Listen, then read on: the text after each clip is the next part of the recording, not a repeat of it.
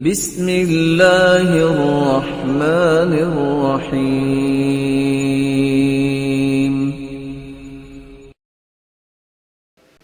یمن کے اندر صنعاء آج بھی موجود ہے۔ اسی صنعاء میں ایک بہت بڑا ایک باغ تھا، 3 بیٹے تھے، ایک باپ تھا۔ باپ اللہ والا تھا، مسکینوں کو بھی مال دیتا، پھل اللہ کی راہ میں بھی دیتا، برکتیں تھی۔ باپ دنیا سے گیا، جیسے آج کل کہتے ہیں نا، وہ تو جینٹل مین تھا، ہم سمارٹ مین بننا چاہتے ہیں، اس نے تو پیسہ ضائع کر دیا۔ یہ بے وقوف بیچاری اولاد جو ہے، یہ جینٹل مین کی قدر نہیں کرتی، سمارٹ مین کی قدر کرتی ہے۔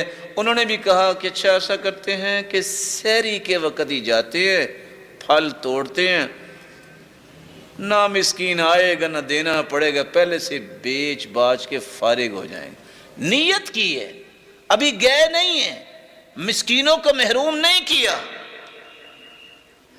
قرآن نے سورۃ القلم میں نقشہ کھینچا ہے۔ چپکے سے جا رہے تھے، جب وہاں پہنچے تو باغ ہی نہیں ہے۔ کہتے ہیں بھول تو نہیں گئے؟ اور بھائی، او گائے بھینس بھی نہیں بھولتی اپنا کھیت، لیکن سچی بات پوچھو تو وہ بھول ہی گئے تھے، کیونکہ غلط کام کر بیٹھے نا۔